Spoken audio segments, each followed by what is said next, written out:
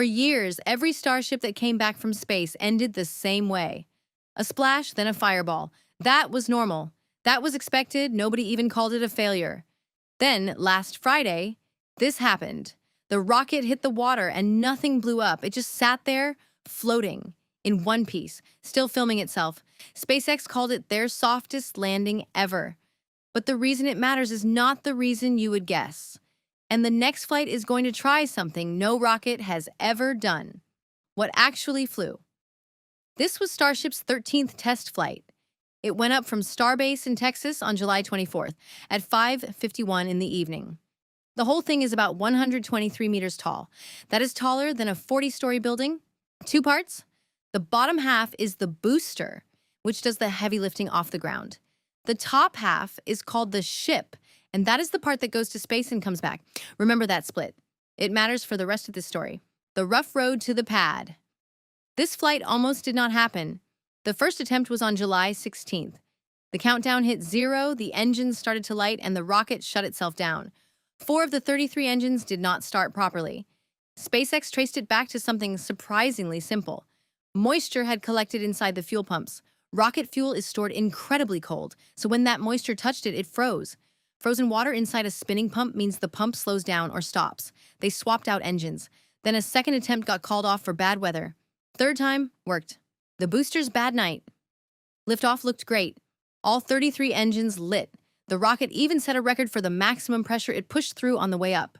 Then the two halves split apart, and their nights went in completely opposite directions. Start with the booster because this is the bad news. It turned around and headed back toward the Gulf.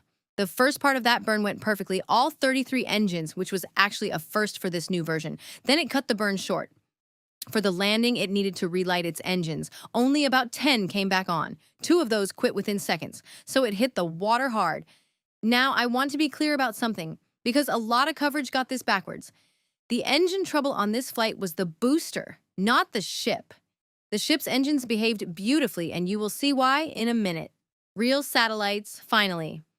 Up top, the ship was having a much better evening.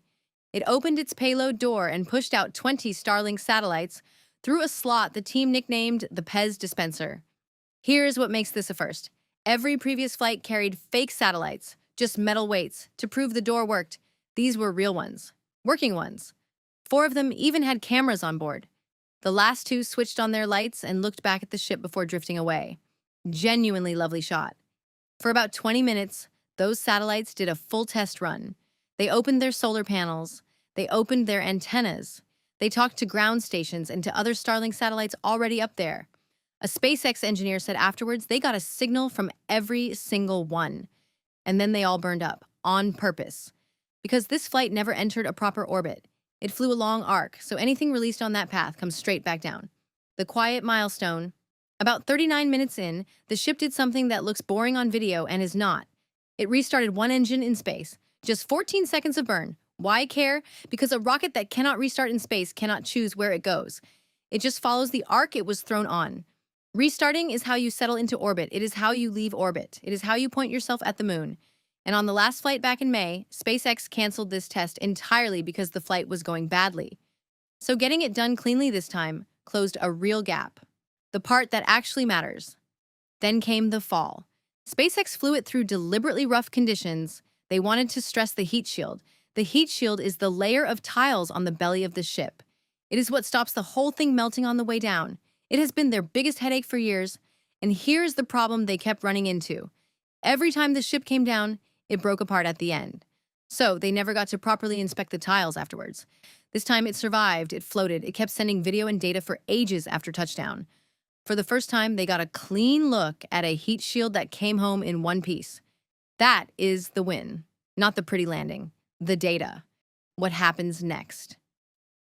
The day after the flight, Elon Musk said the next one will try to catch the ship with the tower. Those arms are basically giant metal chopsticks.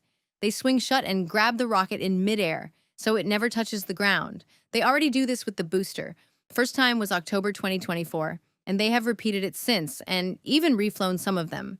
But nobody has ever caught the top half. Not SpaceX, not anyone. And here's the detail most people skipped. To be caught at the tower, the ship has to come back around to Texas, which means it has to actually go around the planet first. Starship has never done that. All 13 flights so far have been long arcs, not orbits. So the next flight could be two firsts at once. First time in orbit, first time caught. Musk was careful with his wording, though. He said they will try it unless the flight data turns up problems. That review is happening right now. Why any of this matters? So why chase the catch at all? Because pulling a rocket out of the ocean takes weeks. Salt water wrecks things. Catching it at the tower means you check it, refuel it, and fly it again. And SpaceX needs that speed for one specific reason. Those new Starlink satellites are roughly 3 times heavier than the ones flying on Falcon 9 today. Falcon 9 simply cannot carry them. Starship can, and each Starship load is planned to add more than 20 times the network capacity of a Falcon 9 load, but that only works if Starship flies often. And often only happens if you stop throwing the rocket away. Which brings us back to that quiet shot of a rocket sitting in the water, not on fire. That is the whole thing. It survived. Now they have to prove it can come home. Stay curious, stay ahead, stay Innover.